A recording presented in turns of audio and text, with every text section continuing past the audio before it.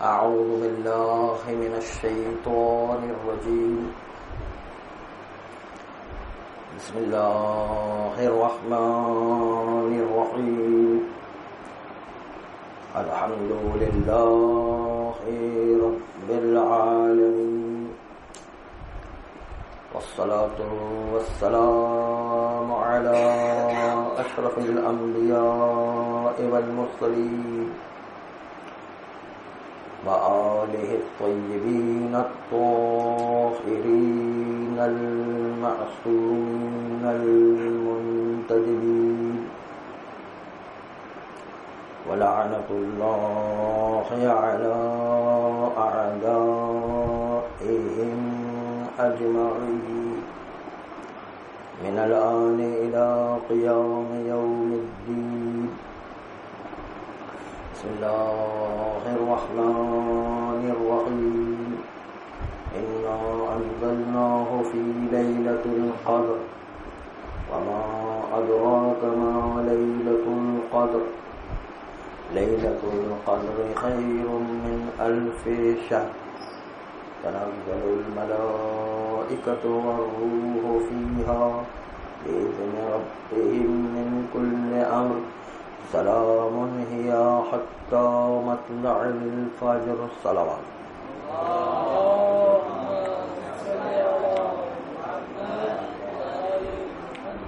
ماہ رمضان میں ایک اصول یہ بھی دیا گیا ہے کہ جس طرح کل آپ کے سامنے پیش کیا کہ مستحبات و مکروہات سے پہلے انسان کو واجبات اور حرام کی پرواہ کرنے کی ضرورت ہے، اور اس میں بھی گناہوں سے بچنا زیادہ اہم ہے حتیٰ واجبات و نیکیوں کی نسبت۔ جس طرح وہ اصول دیا گیا اسی طرح یہ اصول دیا گیا کہ جس طرح کا آپ دنیا میں لوگوں سے عمل کریں گے اس کا مکافات عمل اسی دنیا میں یا آخرت میں وجود میں آئے گا۔ حضرت موسیٰ علیہ السلام ایک دن اپنے کام سے کوہ طور پر جا رہے تھے کہ جب صحراؤں سے گزرنا ہوتا ہے تو پروردگار عالم نے صحراؤں کی خصوصیت یہ رکھی کہ کہیں کہیں پانی وہاں سے ابل پڑتا ہے، اور اس چھوٹے سے علاقے کے اندر ہریالی ہوا کرتی ہے، درخت لگے ہوا کرتے ہیں، خود بخود آٹومیٹکلی باغ جیسا موسم اور جو ہے ایک نہر جیسی فضا پیدا ہو جایا کرتی ہے۔ ایک چھوٹی سی جگہ تھی، وہاں پر حضرت موسیٰ علیہ السلام تھوڑی دیر کے لیے رکے، اور رکنے کے بعد ہاتھ منہ دھویا، اور ہاتھ منہ دھو کر آرام کرنے کے لیے، پھلوں کو کھانے کے بعد آرام کرنے کے لیے سوچا کہ یہاں سے تو سب لوگ عبور کرتے رہتے ہیں، لوگ آئیں گے جائیں گے، مسافرین جو ہے کوئی بھی آئے گا پوچھے گا آپ کون ہیں، کہاں سے آئے ہیں، کیا نام ہے، مختلف بات چیت ہوگی تو میں صحیح آرام نہیں کر سکوں گا۔ آرام کے لیے حضرت موسیٰ علیہ السلام تھوڑا سا دور ایک ٹیلا تھا، وہاں پر ایک درخت تھا، اس ٹیلے کے پاس جا کر درخت کے نیچے آرام کرنے لگے۔ جب پہاڑ ٹیلے پر جا کر آرام کرنے لگے تو نیچے سارا منظر نظر آ رہا تھا کہ کیا واقعہ پیش آ رہا ہے۔ اب حضرت موسیٰ علیہ السلام دیکھ رہے ہیں کہ نیچے کیا واقعہ ہے۔ دیکھا کہ گھوڑے سوار بڑی تیزی گھوڑا دوڑاتا ہوا آ رہا، اور آنے کے بعد ایک مرتبہ وہ اسی نہر کے پاس آ کے ٹھہرا، ہاتھ منہ دھوئے، اور اس کے بعد پھل کھانے کے بعد ایک درخت سایہ دار تھا، اس کے نیچے جا کر کے لیٹ گیا آرام کرنے کے لیے، کیونکہ مسافرین وہاں سے گزرا کرتے تھے، اور جو آرام کے لیے لیٹ گئے تھوڑی دیر، جو پرانے زمانے کا طریقہ ہوا کرتا تھا۔ چنانچہ اب جو ہے آرام کرنے کے لیے لیٹا، تو آرام کرنے کے بعد جب اٹھا تو اپنے گھوڑے پر سوار ہو کر چل دیے۔ اب جو یہ گیا تو تھوڑی دیر کے بعد ایک گڈریا آیا، وہ جو چرواہا آیا کہ جو بکریوں کو چرانے کا کام کرتا ہے، چند بکریاں لے کر کے آیا اور بکریوں کے ریوڑ کے ساتھ جو ہے آیا، اور آنے کے بعد وہ بھی چونکہ راستہ درمیان پڑتا تھا، وہ بھی جو ہے یہاں پر نہر میں ہاتھ منہ دھوتا اور پھر جو ہے وہ پھلوں کو کھانے کے بعد تھوڑی دیر آرام کرنے کے لیے سوچتا ہے کہ میں بھی آرام کروں. اب بکریوں کو بھی پانی پلا رہا ہے. اسی دوران اس چرواہے کی نگاہ اس جگہ پر پڑی کہ جہاں پر وہ گھوڑے سوار درخت کے نیچے آرام کرنے کے لیے گیا ہوا تھا. اس درخت کے پاس درخت کے نیچے جو ہے دیکھا کہ ایک تھیلی پڑی ہوئی تھیلی. کھول کر کے دیکھا تو اس کے اندر جو ہے سونے کی اشرفیاں تھی.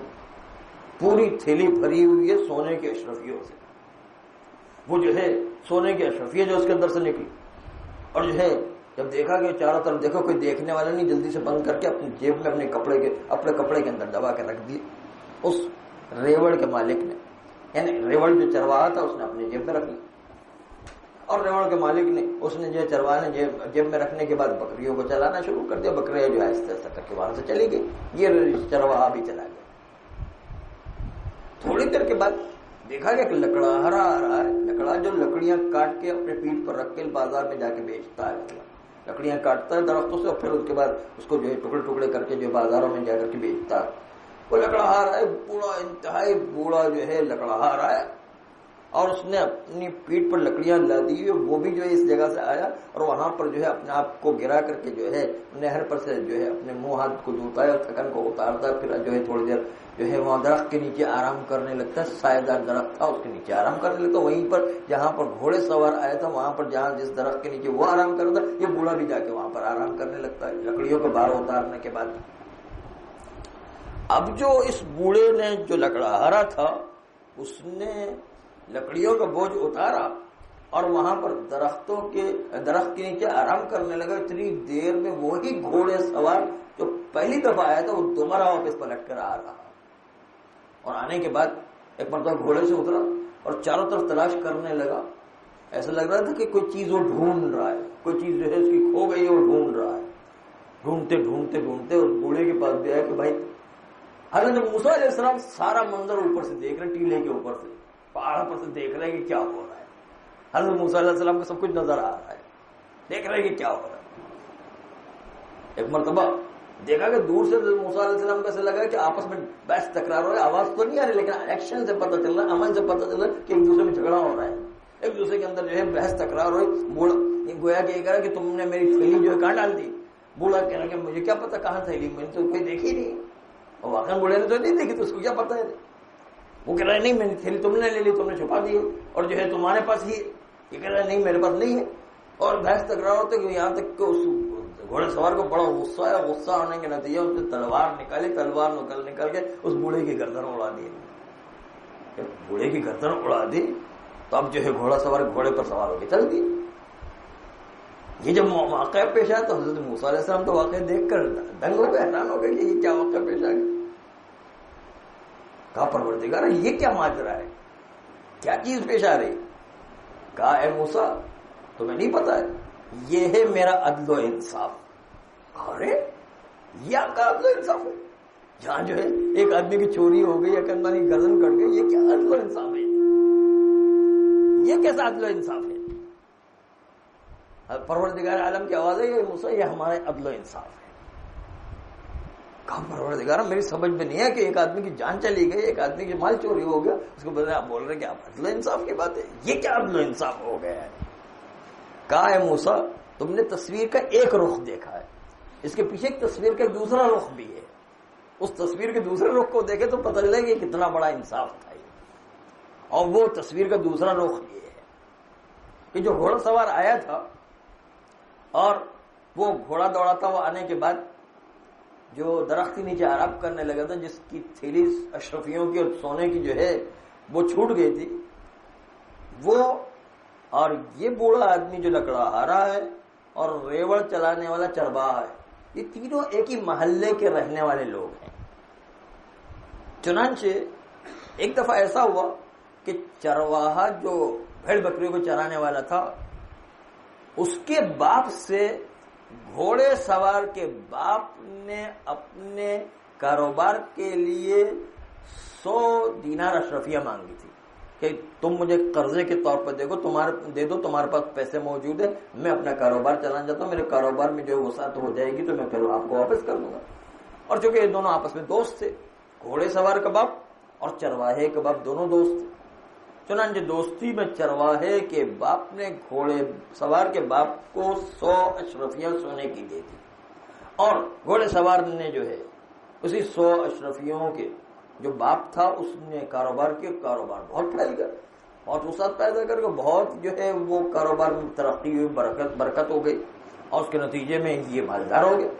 گھوڑے سوار کا باپ جب مالدار ہو گیا، کاروبار بہت چمک گئے، تو اس کے بعد چرواہے کے باپ نے اس گھوڑے سوار کے باپ سے کہا کہ میں نے تمہیں 100 دینار جو سونے کے قرضہ دیے تھے وہ مجھے واپس دو۔ تو گھوڑے سوار کے باپ نے دینے سے انکار کر دیا، کہا کہ تم نے کب دیے؟ اس زمانے میں کوئی لکھت پڑھ جو ہے ایسی کوئی زیادہ نہیں ہوا کرتی، خالی اب اعتماد پر جو چیزیں دی جاتی تھی اس نے جو انکار کر دیا، دینے کو تیار نہیں۔ جتنا جو پیسہ آتا جا رہا ہے لالچ بھی بڑھتی جا رہی ہے، بہت سی جگہوں پر ایسا ہوا کرتا ہے، پیسہ بڑھا تو لالچ بھی بڑھ گئی۔ چنانچہ اس نے چرواہے کے باپ کو 100 دینار واپس کرنے سے انکار کر دیا کہ نہیں، جو واپس نہیں دوں گا، میرے پاس تو کچھ بھی نہیں، تم نے کوئی کب دیا مجھے یا نہیں۔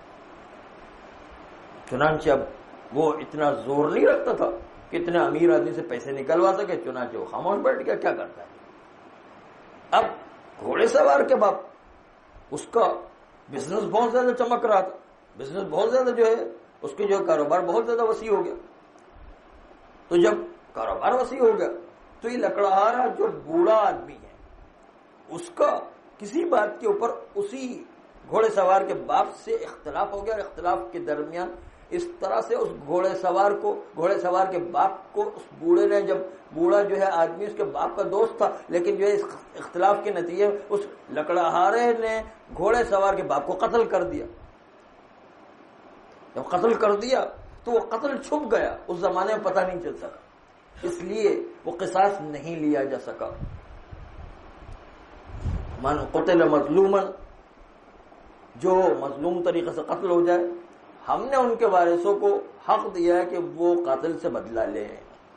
چنانچہ اس کے وارث کو حق تھا، یعنی اس کے بیٹے کو حق تھا کہ وہ مظلوم ہونے کے ناطے جو قاتل تھا اسے بدلہ لے۔ چنانچہ گھوڑے سوار کا باپ قتل ہوا، اس کا بدلہ یہ جو اس کا بیٹا ہے وہ اپنے باپ کا قتل کا بدلہ اس بوڑھے سے لے سکتے تھے، لیکن اس زمانے میں چھپ گئے۔ لیکن آج جو پکڑا گیا اس کے نتیجے میں اس بوڑھے کو اس کے بیٹے نے قتل کر دیا، وہ جو ظلم کیا تھا اس کا بدلہ یہاں دنیا میں مل گیا، اس بوڑھے کو قتل کر دیا گیا دوبارہ۔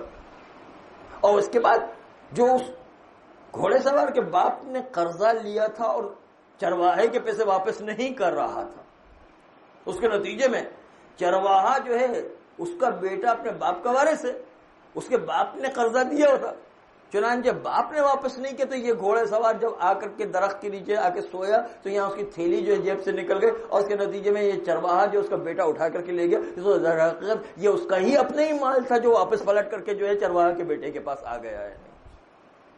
بس دیکھا ہے موسیٰ، یہ دیکھو ہمارا انصاف ایسا ہوتا ہے کہ دنیا میں کچھ بھی کر لو لیکن اللہ پلٹا کر کے وہی انصاف لے کر آتا ہے، جو ظلم ہوا ہے دوبارہ پلٹ کر کے دوبارہ واپس آیا کرتا ہے۔ درود بھیج دے محمد و آل محمد۔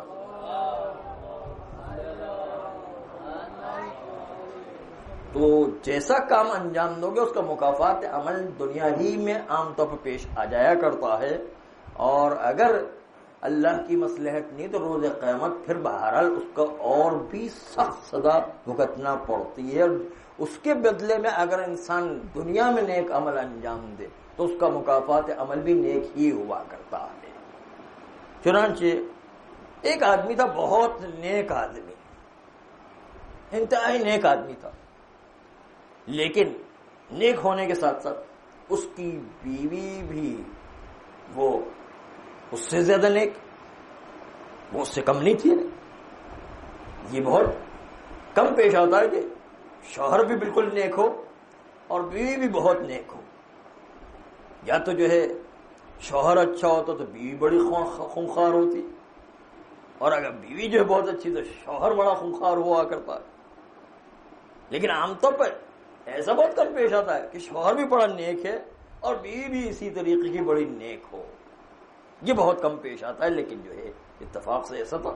لیکن یہ دونوں بہت غریب لوگ تھے، بار بار دعا کی جا رہے ہیں کہ پروردگار ہمیں جو ہے کچھ ایسی دولت عطا کر کے ہم جو ہے آسانی کے ساتھ زندگی گزار سکے، لیکن جو ہے تقدیر میں ان کے لکھا ہی نہیں تھا، غربت کے ساتھ زندگی گزارنا لکھا ہوا تھا، چنانچہ پھر بھی بار بار دعا کیا روایات میں کہ اس طرح دعا مانگو کہ بار بار خدا کا دروازہ ٹھکاتے رہو، جس طرح فقیر جو بار بار دروازہ ٹھکا کبھی تو دروازہ کھلے گا، تو یہ بھی جو اللہ کا دروازہ ٹھکا رہے بار بار۔ اور جو ہے دوسری ایک روایت کے اندر کہ غریب لوگ اللہ کے گھر کے دربان ہوا کرتے ہیں، جب تک کہ اس دربان کی مٹھی گرم نہیں کرو گے اللہ بھی دعا قبول نہیں کیا کرتا، پہلے دربان کی مٹھی گرم کرنا پڑتی ہے تب جا کے اللہ دعا قبول کیا کرتا ہے۔ چنانچہ جو ہے یہ بار بار جو ہے اللہ سے دعا کر رہا ہے، بار بار دعا کر رہا ہے۔ اس کے نتیجے میں ایک دن فرشتہ خواب میں آ گیا کہ تمہاری تقدیر میں ویسے تو جو ہے غربت لکھی تھی، لیکن تم نے اتنی دعا کی کہ اللہ نے کہا چلو ہم تقدیر بدل دیتے ہیں، اور اس کے نتیجے کے اندر اللہ نے اب تمہاری تقدیر یہ لکھی ہے کہ مثلا تمہارے 30 سال اب باقی رہ گئے، تو آدھی زندگی تمہیں بہت مالی لحاظ سے آسائش ہوگی اور آدھی زندگی غربت میں گزرے گی۔ بتاؤ تمہیں جو پہلی آدھی زندگی آسائش میں چاہیے اور بعد میں غربت، یا بعد میں آسائش چاہیے پہلے غربت چاہیے؟ کون سی آدھی زندگی کون سی آسائش والی چاہیے پہلے بتاؤ؟ کہا یہ تو مسئلہ بڑا مشکل مسئلہ ہے، یہ تو میں اپنی بیوی سے مشورہ کروں گا، کیونکہ گھر کا مسئلہ ہے، اس لیے بیوی سے مشورہ کروں گا تب جا کے بتا سکتا ہوں کہ جو ہے کیونکہ گھر کا نظام بھی جو ہے مل کے چلانا ہے۔ ہاں یہ مسئلہ ایسا ہی بیوی سے مشورہ کرنا ہے۔ اگر کسی کہا جائے کہ داڑھی کیوں نہیں رکھی تو کہا میں بیوی سے مشورہ کر کے بتاؤں گی کہ داڑھی رکھنا ہے یا نہیں رکھنا ہے، وہ ایک الگ مسئلہ ہوا کرتا ہے۔ خیر، تو بات یہ تھی کہ یہ واقعی مسئلہ ایسا ہے کہ جس کے اندر جو ہے بیوی سے مشورہ کرنے کی ضرورت ہے، کیونکہ گھر کا نظام چلانا بیوی کا بھی اپنے ہاتھ ہوا کرتا ہے۔ چنانچہ فرشتے نے کہا اچھا ٹھیک ہے، تم جو ہے بیوی سے مشورہ کر کے رکھنا، کل میں پھر واپس آؤں گا اسی ٹائم پر۔ اب اٹھتے ہی جو ہے بیوی سے مشورہ کیا کہ بھائی فرشتے نے آخری بشارت دی ہے کہ آدھی زندگی جو ہے اچھی گزرے گی، آدھی زندگی بڑی سختی میں گزرے گی۔ بتاؤ کون سی والی آدھی زندگی، پہلے والی یا بعد والی؟ کبھی سوچتے ہیں کہ یار بڑھاپے کے اندر ہمیں تکلیف ہوئی تو ہم کیا کریں گے؟ بڑھاپے کے سہارا کم سے کم پیسے تو ہونا چاہیے تاکہ ہم جو آسائش کے ساتھ آرام سے جو ہے اپنی زندگی گزار سکے، آرام سے مر تو سکے کم از کم۔ اس لیے جو ہے آخری زندگی اچھی کہ بڑھاپے میں آرام سے جو ہے زندگی گزار سکے۔ لیکن کبھی سوچتے کہ نہیں، ارے مزہ لینا ہے تو پہلی زندگی جوانی میں مزہ ہوا کرتا ہے، کھانے پینے کا مزہ، اٹھنے کا مزہ، بیٹھنے کا مزہ، کپڑے پہننے کا مزہ، تفریح کرنے کا مزہ جوانی میں۔ وہ جو ہے بڑھاپا آ گیا تو کبھی جو ہے ڈائبٹکس کا پیشنٹ ہے، کبھی بلڈ پریشر ہو رہا ہے، کبھی کچھ ہو رہا ہے۔ اس سے تو بہتر ہے صبح جو ہے اول والی زندگی جو ہے اس میں ہم آسائش والی زندگی لے لیں۔ اب مشورہ ہو رہا ہے، آخر میں فیصلہ کیا گیا کہ ہمیں جو ہے اول والی زندگی جو ہے وہ آسانی کے ساتھ گزارے۔ 15 سال شروع کے جو ہے آسانی کے ساتھ گزارے، 15 سال بھلے غربت میں ہم گزارے، بڑھاپا تو ویسے ہی ہے، بیٹھے رہیں گے کیا کریں گے، ویسے ہی بڑھاپا تو ہے ہی، کیا کرتے ہیں، کچھ نہیں کرنا ہے، چنانچہ بڑھاپے کو ہم گزار دیں گے اسی طرح۔ اب جب جو ہے فیصلہ ہو گیا، فرشتہ آیا، کہاں بھائی فیصلہ ہو گیا؟ کہاں فیصلہ ہو گیا؟ پہلی والی 15 سال کی زندگی جو آسائش میں گزارنا ہے، چنانچہ پہلی جو ہے 15 سال کی جو زندگی آسائش میں گزارنا تھی، تو اب اٹھتے ہی دیکھا کہ چھپڑ پھاڑ کے اللہ دے رہا ہے، مٹی میں ہاتھ ڈالو تو سونا بن جا رہا ہے، پیسے ہی پیسے آ رہے ہیں، دھڑا دھڑ پیسے آنے لگ گئے، جو کام کرو اس میں جو ہے پیسے ہی پیسے آ رہے ہیں، دھڑا دھڑ پیسے آنے لگے، اتنے پیسے آنے لگے، اتنے دولت مند ہو گئے، اتنے امیر ہو گئے۔ تو بیوی نے کہا کہ شوہر سے کہا کہ ہمیں اللہ نے اتنا نوازا تو ہم کیوں اپنے رشتہ داروں کا خیال نہیں کریں، ہم غریبوں کا خیال نہیں کریں، اپنے جو ہے جاننے والوں کا خیال، چلو ہم غریب ہیں ہم ان کا بھی خیال کرتے ہیں، اللہ نے ہمیں تو روزی دیا، ہمیں تو برکت دیا، ہم جو ہے 15 سال تک تو غریب ہونے والے نہیں، اس لیے ہم دوسروں کو بھی دیتے چلے جائیں۔ اب جتنا لوگوں پر خرچ کر رہے، رشتہ داروں کو دے رہے، غریبوں کو دے رہے، جاننے والوں کو دے رہے، دیتے جا رہے، جتنے دیتے ہیں اس سے بڑھ کر کے ملتے جا رہے، بڑھ کر ملتے دبا دب مل کر کے وہ جو ہے سارے پیسے ہی پیسے آتے جا رہے ہیں، جتنے دیتے اس سے زیادہ پیسے آتے جا رہے ہیں۔ یہ تو بہت اچھا ہے، 15 سال تک بڑی آسائش کے لوگ خود بھی دے رہے اور خود بھی کھا رہے ہیں، دونوں مل کر کے جو ہے کام کر رہے ہیں، اور اتنا پیسہ لوٹایا، اتنا پیسہ لوٹایا کہ اس کے بعد جو ہے کہا کہ بھائی 15 سال تک تو ہم لٹا سکتے ہیں، ہمیں جو ہے کوئی پرواہ نہیں ہے، ہمارا ختم ہونے والا نہیں ہے، لٹاتے جاؤ.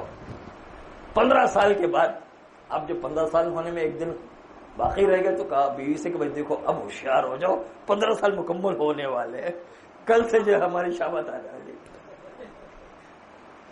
اب 15 سال جو ہے تو خواب میں دیکھا کہ وہی فرشتہ واپس آ گئے. پہلے سے تھے تیار تو تھے فرشتوں کا، ہم تیار ہے بالکل، ہم نے پہلے سے طے کر لی ہے. آپ جو ہے ہمارے لیے غربت لانا، ہم پتہ کیا کہنے والے، ہمارے لیے غربت لے کر آنا، ہم تیار ہے بالکل. کب بات تو سنو پہلے میں کیا کہہ رہا ہوں، پہلے میری بات تو سنو. کہ اچھا سناؤ کیا کہہ رہا. کہ فرشتے نے کہا اللہ نے پھر تمہاری تقدیر بدل دی، اور تقدیر یہ بدل دی کہ 15 سال تمہارے آسائش کے تھے، اور اس کے بعد پھر دوبارہ 15 سال پروردگار نے ہم دوبارہ آسائش کے مقرر کر دیے. کہا کس لیے؟ کہا اس لیے کہ تم نے غریبوں کو اتنا خیال کیا، رشتہ داروں کو اتنا خیال کیا، ہر جو ہے ضرورت مند کی ضرورت پوری کی. اللہ نے کہا جب جو یہ میری خاطر جو ہے اپنا پیسہ خرچ کرے تو آج جو ہے میں اس کی تقدیر بدل دیتا ہوں، چنانچہ آئندہ 15 سال بھی اسی آسائش کے ساتھ زندگی گزاریں گے. تو جتنا خرچ کرو گے اتنا ملے گا. ضرور بھیج دیں محمد والے.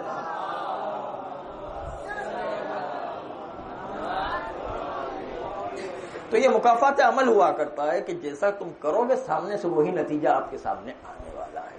اور دوسرا اصول یہ کہ انسان دوسرے کی کوتاہیاں، دوسروں کے گناہ، دوسروں کی برائیوں اس کی طرف نگاہ نہ کرے.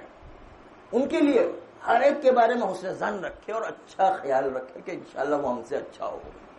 بلکہ جو کچھ برائیاں ہیں، جو کچھ جو ہے گناہ ہے، جو کچھ جو ہے انسان کے سیئات ہے، اس میں اپنے نفس کی طرف نگاہ کرے اور اپنے نفس کو اور اپنے نفس کی اصلاح کرنے کی پوری کوشش کرے کہ کوئی گناہ، کوئی برائی ہمارے ذہن میں، کوئی ہمارے دل میں، کوئی ہمارے جو ہے اعمال میں، ہمارے نفس کے اندر کوئی برائی نہ رہ گئی ہو. اس گناہ کو اپنے گناہوں کے ختم کرنے کی طرف زیادہ فکر کرے، اس کی نسبت کے دوسروں کے گناہوں کی طرف توجہ رکھے. حضرت موسیٰ علیہ السلام ایک دن کوہ طور پر گئے اپنے کار رسالت کو انجام دینے کے بعد. ایک مرتبہ غیر رسمی طور پر حضرت موسیٰ علیہ السلام نے کہا پروردگارا میں چاہتا ہوں کہ نبوت اور رسالت کا کام بڑا سخت ہے.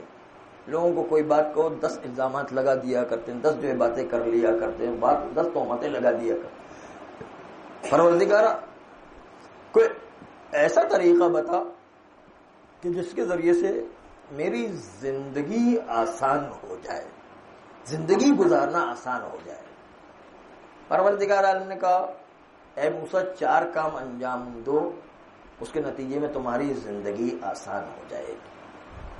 اور وہ 4 کام یہ ہے کہ یاد رکھو کہ جب تک کہ میری قدرت کے ختم ہو جانے کا یقین نہ ہو جائے تب تک کسی کی بھی قدرت پر بھروسہ نہ کرو، کسی کے اوپر تکیہ نہ کرو. میری قدرت جب تک باقی ہے تب تک کسی سے ڈرنے کی ضرورت نہیں، کسی پر بھروسہ کرنے کی ضرورت، کسی کی قدرت پر تکیہ کرنے کی ضرورت. میری قدرت جب تک باقی، کسی کی قدرت پر بھروسہ نہ کرو. اور جب تک میرے خزانے خالی نہیں ہو جاتے تب تک تم اپنی روزی کی طرف سے فکر نہیں کرنا. روزی کا دینے والا میں ہوں، جب تک میرے خزانے خالی نہیں ہوتے تم اپنی روزی کی طرف سے فکر مند نہ ہو. اور جب تک شیطان کے مر جانے کا یقین نہ ہو جائے تب تک اپنے آپ سے مطمئن ہو کر کے نہیں بیٹھنا کہ میں جو ہے کبھی گناہ میں مبتلا نہیں ہو سکتا ہوں. بلکہ شیطان ائمہ پر بھی حملہ کرتا، انبیاء پر بھی حملہ کرتا. تم جو ہے کیا چیز ہو، وہ تم پر بھی حملہ کر. جب تک کہ شیطان کے مر جانے کا یقین نہ ہو تب تک اپنے آپ سے مطمئن ہو کر نہیں بیٹھنا. وہ کبھی بھی آ کر کہیں پر آ کر بھی گمراہ کر سکتا ہے. ہوشیار ہو کر اپنے اوپر اطمینان نہیں کرنا. اور چوتھی چیز جو اہم ہے وہ یہ کہ جب تک کہ اپنے گناہ کے ختم ہو جانے کا یقین نہ ہو جائے، اپنے گناہ کے ختم ہو جانے کا یقین نہ ہو جائے تب تک دوسروں کے گناہوں کی طرف نگاہ نہیں کرنا کہ وہ کیا کرتا ہے، یہ کیا کرتا ہے، وہ فلاں کیا کرتا ہے، فلاں جو کیا کرتا ہے، وہ فلاں کرتا ہے، یہ کرتا ہے، وہ کرتا ہے. یہ نہیں کہو، بلکہ دیکھو میں کیا کرتا ہوں. اپنے آپ کی اصلاح کرنے کی کوشش کرو. تم اپنے آپ کو اصلاح کرو گے، ہر آدمی اپنی اصلاح کرنے کی کوشش کرے گا تو اس کے نتیجے میں خود بخود ہر ایک اپنی اصلاح کرنے کے نتیجے میں معاشرہ خود بخود اچھا بنتا چلے. جب وہ دوسروں پر انگلیاں اچھالے گا تو کبھی معاشرہ اصلاح نہیں ہوگا. اپنی اصلاح کرنے کی کوشش کرو، دوسروں کے اوپر نگاہ نہیں کرو، دوسروں پر حسن ظن سے کام لیا کرو. انشاءاللہ وہ ہم سے بھی بہتر. جب تک کہ جو سامنے بات نہیں ہے تو ہر ایک کے بارے میں حسن ظن رکھو کہ انشاءاللہ اللہ کی بارگاہ میں وہ ہم سے زیادہ مقبول ہوگا. اپنی اصلاح کرنے کی کوشش کرو, اپنے بارے میں جو ہے زیادہ توجہ رکھو, اپنے بارے میں اپنے زیادہ الرٹ رہا کرو. اسی لیے ایک دن رسول اکرم صلی اللہ علیہ وآلہ نے مولا علی سے کہا, یا علی, میں تمہیں 6 لاکھ دینار, 6 لاکھ گوسفند یا 6 لاکھ کلمات دینا چاہتا ہوں. بتاؤ ان 3 میں سے کون سی چیز چاہیے؟ مولا علی نے کہا کہ 6 لاکھ دینار, 6 لاکھ بکریاں لے کر میں کیا کروں گا؟ مجھے مال دنیا سے کوئی نسبت, میں تو جو آتا ہے وہ دے دیتا ہوں, مجھے جو غرض ہی نہیں ہے.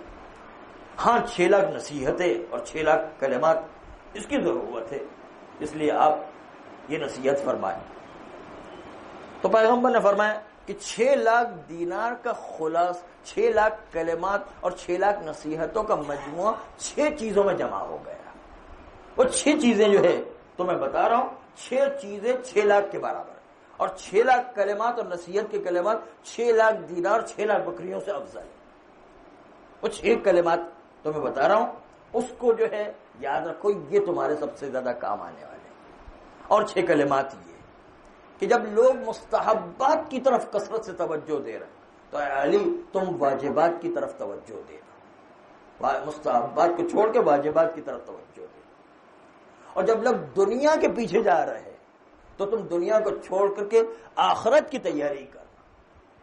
اور جب لوگ کثرت عمل کو دیکھ رہے ہیں, عبادت بہت زیادہ کر رہے ہیں, کثرت سے عبادت کریں, تو تم کثرت عمل اور کثرت عبادت کی طرف جا, اس عمل کے اندر زیادہ سے زیادہ اخلاص پیدا کرنے, عمل کی کوالٹی پر توجہ کر, عمل اچھے سے اچھا اللہ کی بارگاہ میں پیش کرنے کی کوشش کر. زیادہ عمل جو اللہ کو مطلوب نہیں, اچھے سے اچھا عمل جو اللہ کو مطلوب ہوا کرتا ہے. اور جب لوگ دنیاوی کی چیزوں کی سجاوٹ کی طرف توجہ دے رہے ہیں کہ میرا جو بیڈ روم ایسا ہو جائے, اس کے صوفہ اس طرح سے ہو جائے, میرا جو ہے بیڈ روم کے اندر ایسی سی چیزیں لگی ہوئی ہیں, جب جو دنیا کی چیزوں کو سجانے کی طرف لگے تو تم اپنی آخرت کی چیزوں کو سجانے کے پیچھے لگ جانا. دنیا کی چیزوں کو سجانے کے بجائے آخرت کی چیزوں کو سجانا. اور 5ویں چیز کہ جب لوگ بڑے معاشرے کے بڑے بڑے لوگوں سے قریب ہونے کی کوشش کر رہے ہیں, بڑے بڑے لوگوں ان کی طرف قریب ہونے کی لوگ کوشش کر رہے ہیں, تو اے علی تم اس بڑے لوگوں کے بجائے اللہ کے قریب ہونا, اللہ کا قرب حاصل کرنے کی کوشش کرنا, بڑے لوگوں کے قریب ہونے کی کوشش نہیں کرنا. اور آخری چیز یہی کہ جب تک کہ اپنی برائیاں اور اپنے گناہ, اپنے جو ہے سیئات اس کے ختم ہو جانے کا یقین نہ ہو جائے, تب تک جو ہے دوسروں کی برائیوں کی طرف نگاہ نہیں کرنا, دوسروں کے گناہ کو نہیں دیکھنا, اپنی اصلاح کرنے کی کوشش کرنا, اپنی اصلاح کی طرف توجہ دینا. ساری توجہ کا مرکز خود انسان کی اپنی اصلاح ہے. اس لیے اللہ کا قرب حاصل کرنا, جیسے کہ وہ شب قدر کی روایت میں آیا تھا, حضرت موسیٰ علیہ السلام نے کہا تھا کہ پروردگارہ میں تیرا قرب چاہتا ہوں, تو شب قدر میں کہا تھا کہ 2 رکعت نماز انجام دو, الحمد کے بعد سورہ قل اللہ 7 مرتبہ انجام دو, اس کے بعد نماز کے بعد دونوں رکعت ایک جیسے انجام دینے کے بعد نماز کے بعد 70 مرتبہ استغفر اللہ واتوب الیہ کہنا تھا. اس سے قرب الہی نصیب ہوتا ہے شب قدر میں. شب قدر جو ہے وہ 23 کی شب سب سے معروف ہے, لیکن 27 کی شب کا بھی احتمال دیا گیا, 29 کی شب جو ہے اس کا بھی احتمال دیا گیا. اس لیے اگر کچھ نہیں تو کم از کم 10-15 منٹ کے عمل جو ہے شب قدر کے وہ انجام دے سکے تو وہ انجام دے, تاکہ شب قدر اگر احتمالی طور پر اس میں موجود ہے تو اس کو انجام دیا جائے. بلکہ اللہ مجلس نے 27ویں کی شب کو سب سے زیادہ احتمال دیا کہ شب قدر کی رات ہے. چنانچہ شب قدر کے لیے کہا گیا کہ شب قدر میں اگر آپ وہ 2 رکعت نماز انجام دیں تو اللہ کا قرب نصیب ہوا کرتا ہے. یہ شب قدر کی خاص خصوصیات میں سے قرار دیا گیا.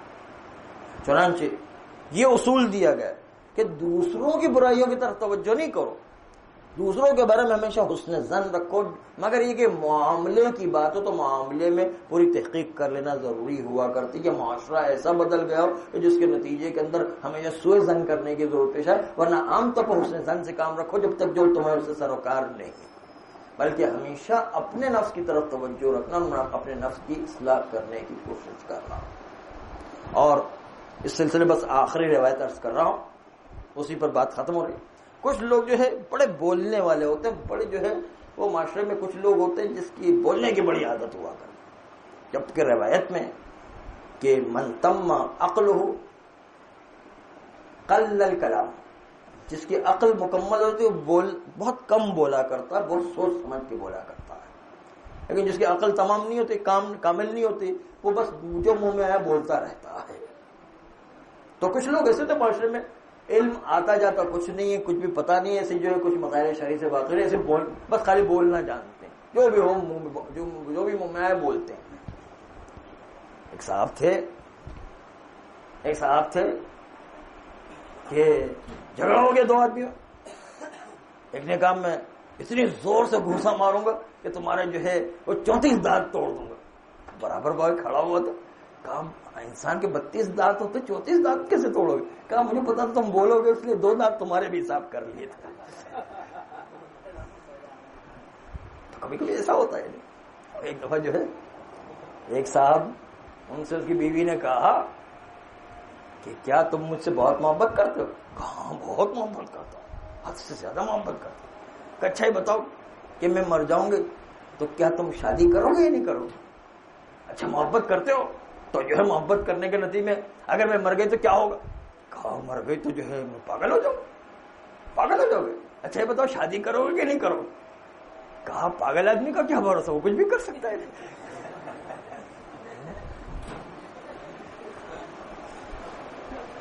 تو بہت سے لوگ ایسے ہوتے ہیں معاشرے میں جو بولنے کی بڑی عادت ہوتی ہے۔ تو ہوا یہ کہ کچھ لوگ تھے، پیغمبر نے کہا اچھا تم جو ہے بیٹھے رہو۔ پیغمبر نے سب کو 5-5 ہزار دینار دیے، 5,000 درہم دیے۔ اس زمانے کے 5,000 درہم، اس زمانے تو 50 درہم جو ہے 5,000 دینار درہم کے برابر آج کل کے ہوتے ہیں، یعنی آج کے سمجھ 1.5 لاکھ روپے، 1.5 لاکھ روپے سب کو دیے پیغمبر نے۔ تقریباً 30-35 اصحاب تھے، ان کو دیے، اس میں مولا علی کو بھی دیے۔ اور دینے کے بعد 1-2 مہینے گزرنے کے بعد سب کو کہا کہ بھائی آپ لوگ رک جائیے گا، باقی لوگ چلے گئے، یہ لوگ رکے۔ انہوں نے کہا آج بھی پیغمبر شاید وہ 5,000 دینار دیں، 5,000 درہم دیں گے۔ ہم لوگ بیٹھے رہتے اچھی بات، ہم پیغمبر کے خصوصی نمائندے ہو گئے، اس کا مطلب یہ ہے کہ ہمیں آج بھی 5,000 درہم ملیں گے۔ بیٹھا رہے، کہا کہ آج جو ہے ایسا ہے کہ ہمیں جو ہے تھوڑا صحرا میں جانا ہے، اور صحرا میں اتنی سخت دھوپ نکلی ہوئی تھی، ابھی یہاں کی دھوپ تو کچھ بھی نہیں ہے، عرب کی گرمی بڑی سخت گرمی، تو بڑی دھوپ نکلی ہوئی تھی۔ اور دھوپ میں لے جانے کے بعد صحرا میں پیغمبر نے ایک پہاڑ کے پاس، ایک پتھر کے پاس لے جا کے کہا کہ یہ پتھر جو نظر آ رہا ہے، تم سب لوگ جو ہے جوتے اتار کر کے ننگے پیروں کر کے جاؤ اور بتاؤ کہ 5,000 روپے کہاں، 5,000 وہ درہم کہاں پر خرچ کیے۔ اب تو جو ہے سب کی جان نکل گئی، اب پیغمبر کو انکار بھی نہیں کر سکتے۔ اب ایک آدمی جاتا ہے جوتے اتار کے وہاں پر سارا حساب کتاب، 5,000 روپے، 5,000 درہم جو اس کا حساب کتاب دینا، ایک ایک کہ بھائی 100 روپے یہاں خرچ کیا، 1,000 روپے وہاں خرچ کیا، 500 روپے وہاں خرچ کیا، سب کا حساب کتاب دینا کتنا مشکل۔ حلال میں بھی خرچ کیا کیا ہوتا کتنا مشکل کام، حرام کی تو بات ہی الگ ہے۔ جب گئے تو اس کے بعد جو ہے 5,000 درہم جو ہے وہ بتاتے اس کی جان نکل گئی، اور سارے جب واپس آئے تو پتہ چلا سارے پیر جو آبلے پڑ گئے، اس کے اندر جو سب جو سجن ہو گئی، اور اس کے نتیجے کے اندر سارا پیر سوج گئے۔ تو ایک ایک کر کے جا رہے ہیں، آخری میں مولا علی کی باری آئی۔ مولا علی جو ہے انہوں نے سوچا ہاں مولا کو دیکھنا، علی کو دیکھنا ہے کہ علی کیسے جواب دیتے ہیں۔ ایک مرتبہ علی گئے، ابھی تو وہ بیلٹ صحیح کرا، علی جو ہے وہ جہاں کر کے جو ہے کیا کر واپس اتر دیا، واپس جو ہے جوتے پہن کر کے کھڑے ہوئے، تو وہ بھی حیران ہے کہ ابھی تو ابھی ہم دیکھنے بھی نہیں پایا، علی جو جا کر کے واپس بھی آ گئے۔ علی نے جا کے صرف کہا کہ میں نے جو آپ نے دیے تھے وہ رائے خدا میں خرچ کر دیا، انفق تو کہا میں نے خرچ کر دیے نا رائے خدا، اوکے واپس آ گئے، جوتے پہن لیے۔ اب سارے حیران، ابھی تو پھر بیلٹ سنبھال رہے تو اتنی دیر میں علی جو ہے وہ کر کے بھی آ گئے، اور جب پتا چلا کہ علی کا سارا حساب کتاب ہو گیا۔ تو راہ خدا میں خرچ کرنے کے بعد حساب دینا آسان ہوا کرتا ہے، لیکن جو اپنا اپنا خرچ حلال کام میں بھی کیا تو حلال کام کا بھی حساب کتاب اتنا مشکل ہے کہ اس کا حساب کتاب دیتے ہوئے انسان کی جان نکل جایا کرتی. اسی لیے کہا کہ کہاں سے کمائے اس کو بھی دیکھنا ہے کہ وہ بھی حلال روزی ہو، اور کہاں پر خرچ کیا وہ بھی حلال روزی، اور اس کے باوجود بھی حساب کتاب دینے کا آسان کام نہیں. روز قیامت حساب کتاب اس سے 1000 گنا زیادہ برتر ہوگا اور مشکل کام ہوگا. اس لیے جو ہے انسان کو حلال طریقے سے سوچتا ہے کمائے اور حلال طریقے سے خرچ کرے، اور اس طرح خرچ کرے کہ اپنی ضروریات سے زیادہ خرچ کرنے کی کوشش نہ کرے. اگرچہ کہ شریعت نے اجازت دی ہے لیکن پھر بھی سوچ کر کے خرچ کرے کہ اس کا سارا حساب کتاب دینا ہے. پروردگار عالم ہم سب کو ان حساب کتاب میں کامیابی عطا فرمائے. پروردگار ہمارے گناہ کبیرہ و صغیرہ کو معاف فرمائے، ہمیں گناہوں سے بچنے کی توفیق عطا فرمائے. پروردگارہ حوزات علمیہ کی حفاظت فرمائے، مراجع اعلام کی حفاظت فرمائے، انقلاب اسلامی ایران و عراق و لبنان و بحرین کی حفاظت فرمائے، اور سیستانیہ و خامنیہ و سید حسن نصر اللہ کی حفاظت فرمائے. پروردگارہ ہم سب کو امام زمانہ علیہ السلام کو سچا سپاہی قرار دے دے، ان کے اعوان و انصار میں شامل کر کے جام شہادت نصیب فرما. پروردگار نسلاً بعد نسل ایسی اولاد عطا فرما جو روز قیامت تک امام زمانہ علیہ السلام کے سچے سپاہی قرار پائے، ان کے اعوان و انصار میں شامل کر کے جام شہادت نصیب فرما. ایک سورہ فاتحہ